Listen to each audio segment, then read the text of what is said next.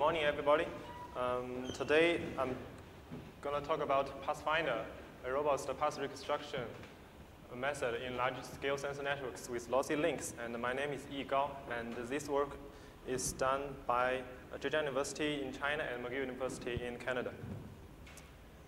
And a wireless sensor network consists of a number of sensor nodes like this one, and it has radio, microcontroller, USB connector, storage.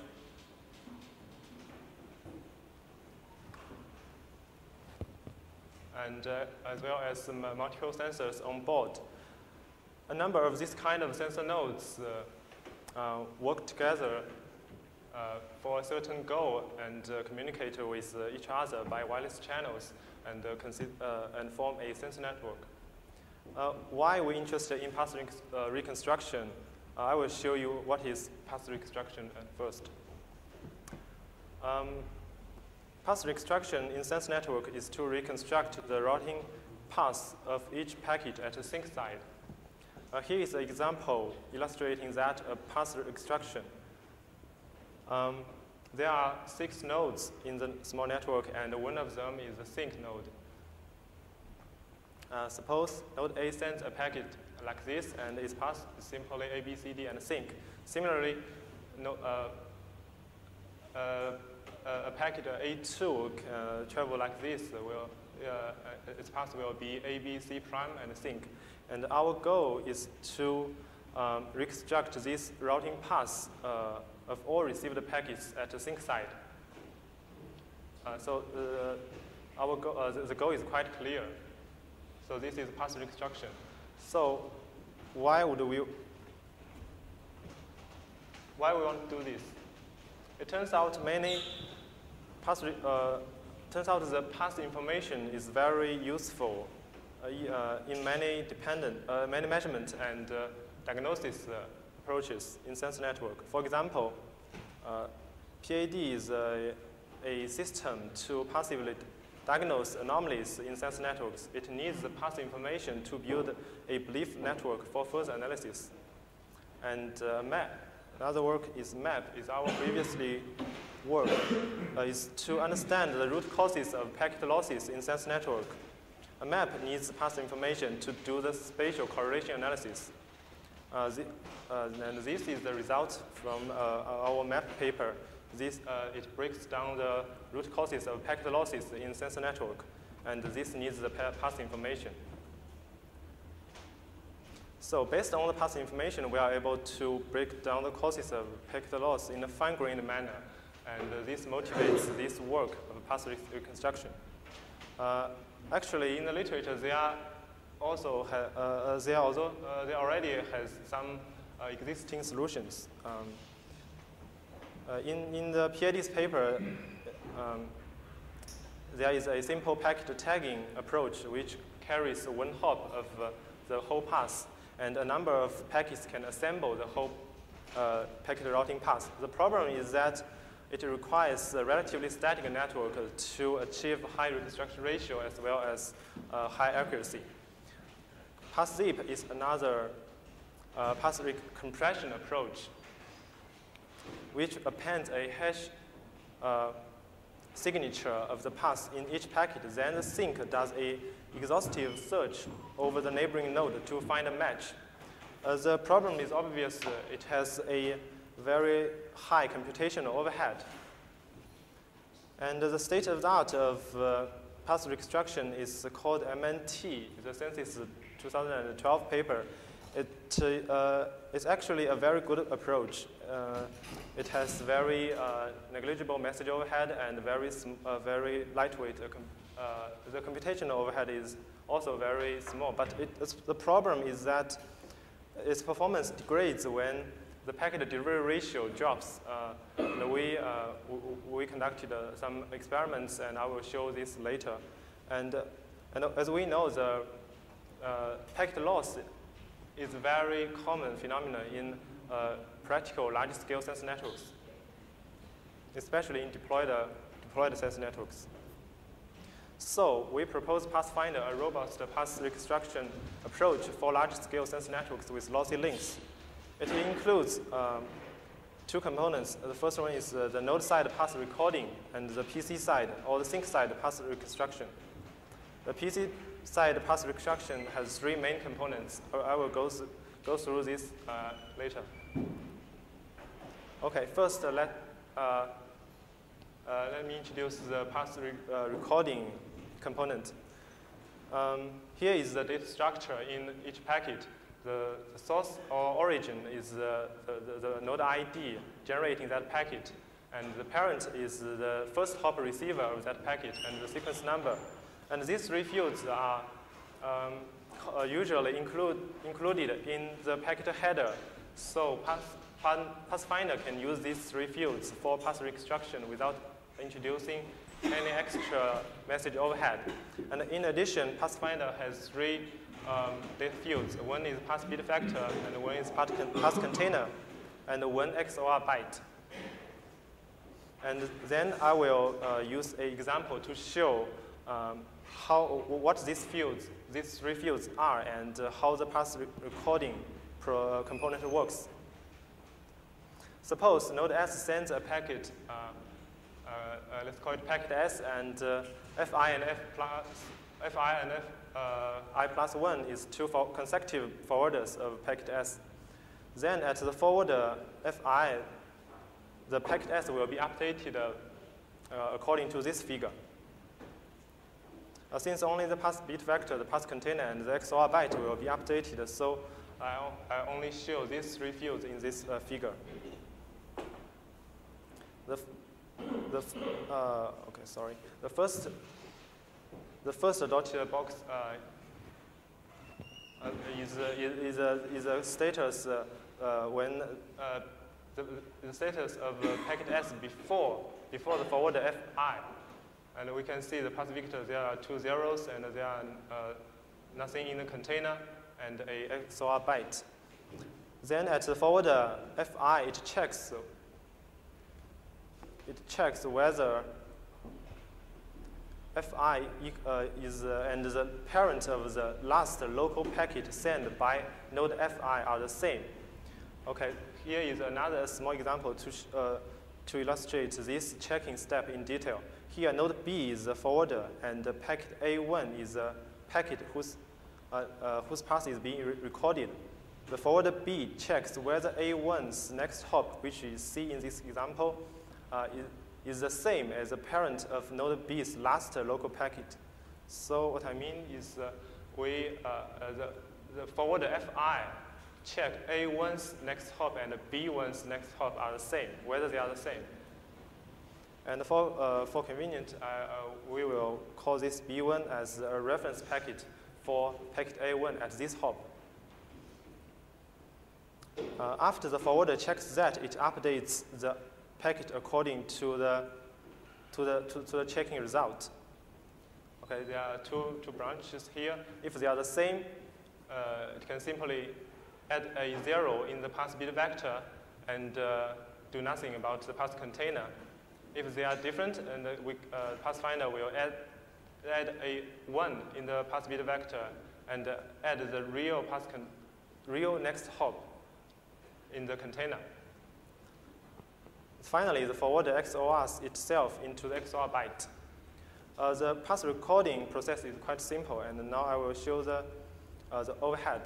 Obviously, the computational overhead is negligible since there are only some comparison and bit operations. The message overhead is what we concerned more. The first message overhead comes from the path bit vector. And it turns out there are many zeros. There will be many zeros if we do this path recording process in a real practical deployed networks. I will show why. And many zeros in the bit vector and the intervals makes us be able to compress this path bit vector very efficiently. And path container, and in practice, we can simply configure it a limit to, and in our current implementation, the path container can only hold two node IDs. So the message overhead of the path container is limited. So Now I will show the observation that why the path vectors will contain many zeros by a measurement study in a deployed large-scale sense network. Actually, it is the same project mentioned as a previous speaker. It's a CDC project, and this is a CDF of the number of parent changes during the 5-day measurement period. As we can see, a lot of nodes have a parent change number larger than 500, even 1,000, just in 5 days. So these results show that the routing behaviors of this deployment is very dynamic. We also measured the number of ones in the path vector of each packet. It turns out most of the packets have a number of ones in the path vector smaller than 2. In this figure, we can see about 98% of the packet will contain a path vector with less than 2 ones. So there are a lot of zeros. It shows that although the sensor nodes changes parents frequently, each packet and its reference packet have a good chance to have the same next hop. This is the main observation which makes Pathfinder have a small message overhead. Okay, this is the first part is path recording. And when the packets reach the sink, their packets will be reconstructed with the help of the recorded information. Here is another example illustrating how this works. Suppose the path from node A is being, path of a packet from node A is being reconstructed. Its reference packet at all hops are these 3 packets. Here, BC1 represents a packet from node B, generated by node B, whose parent node is node C, and the sequence number is 1. So there are 3 reference packets here, BC1, CD5, and DSync3. Now the sync tries to reconstruct the path of packet AB1. Let's see. Assume the content of packet AB1 received at the sync is like this. So as its origin is A, the parent is B, and the sequence number is 1. The path bit vector is 0, 0, 0, 0, and there is nothing in the path container, and as well as and also there is a XOR byte. Then the sync scans the path bit vector. When it finds a 0, it can know that packet AB1 has the same next hop as its reference packet at node B, which is C. So the path of AB1 will be reconstructed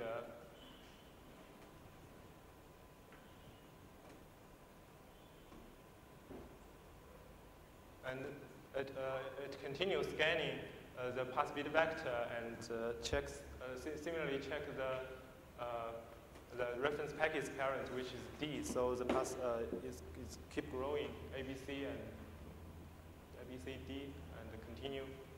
It will find the sync.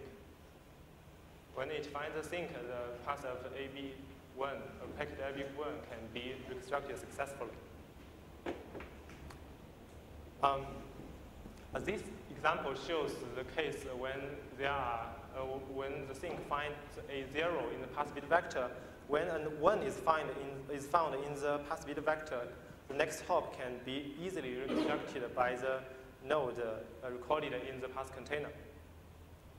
The problem is how to find this reference packet at the sync side. And we can know the reference packet if we have a global view, but in sense networks, everything is distributed. When we receive all the packets at the sync side, it's not easy to find this reference packet accurately. So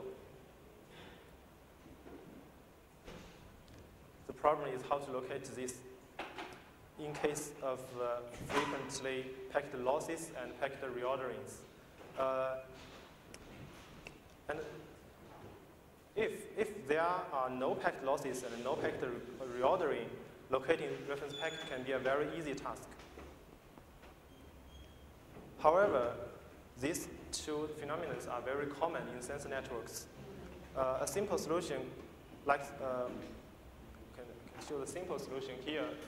We can just scan the received packet trace and locate the last, the previous received packet from each hop as the reference packet. And here is an example. At node B, I assume that node B is the forwarder. We can know that the reference packet for AB5 is BD1. It's quite easy. And the reference packet for AB6 is BC2. It's just the previous local packet. But at the sink side, there will be some packet losses or packet reordering. So in case of the third column, in case of packet reordering, if we just scans back, we will find the reference packet of AB6 be BC2.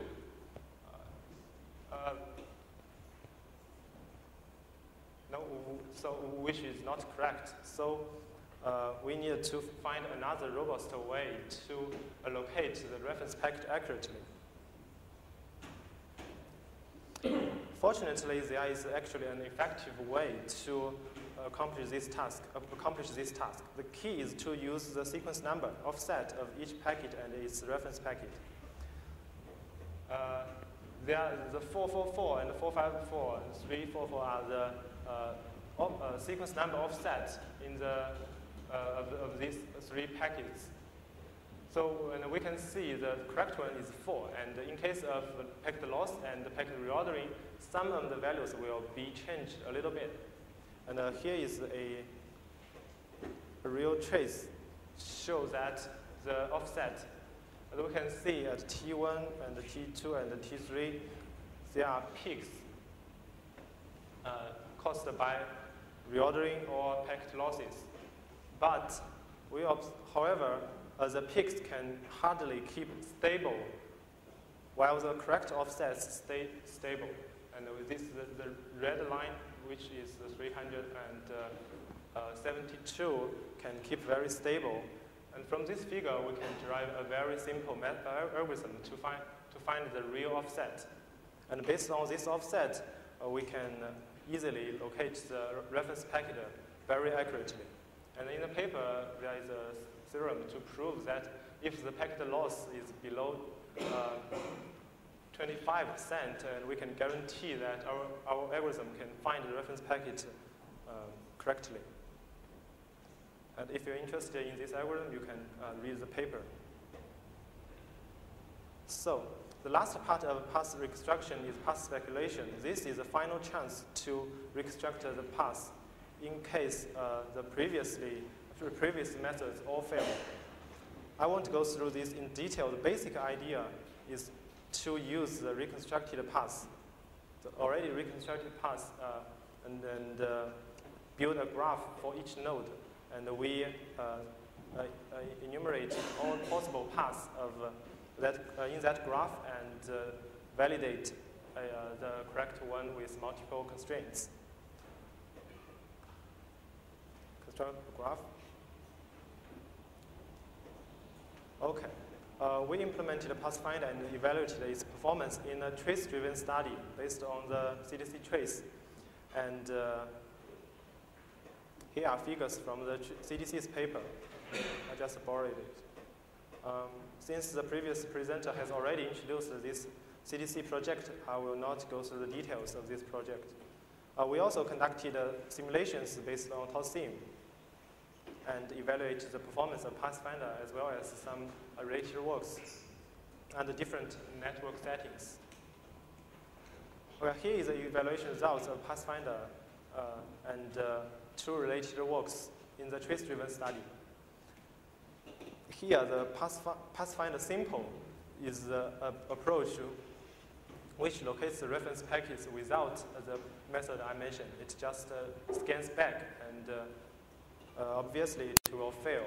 So we can see the Pathfinder simple cannot achieve a very high resistance ratio. But when we use that reference packet locating algorithm, the accuracy becomes very high. And as we can see, the accuracy of Pathfinder, the reconstruction ratio of Pathfinder is significantly better than Rachel works. This is the results from the real trace from CTC. Okay, when we also tune the loss rate, we manually, besides the natural loss, we introduce more packet losses, and we evaluate the robustness of Pathfinder against packet losses. As we can see, even when there are severe packet loss up to 40%, Pathfinder accurate can still reconstruct most of the passes. And compared with other methods, the performance gain is very significant.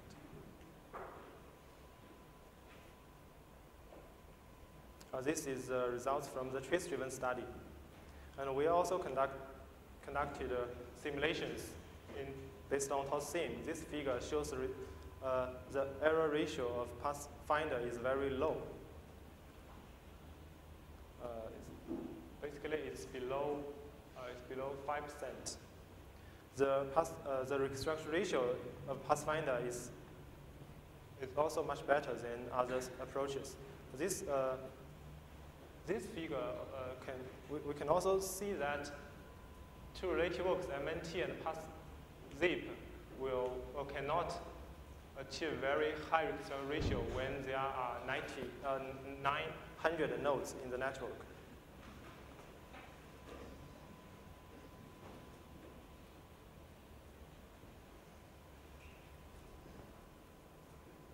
When the network becomes very large, the performance gain of Pathfinder becomes larger. Okay, these two figures show some reconstructed paths in the simulations. The left figure shows the paths from different origin nodes. The sink is located at the center in the simulations. The right figure shows some reconstructed paths from one single source node or origin node. As we can see, there are severe routing dynamic in the network, and Pathfinder will find these paths very accurately. This path information enables sensor network designers be able to have a close look of how the data packets are delivered to the sink, and makes further optimizations method possible. Okay. That's all. Thanks for listening. I will take any questions.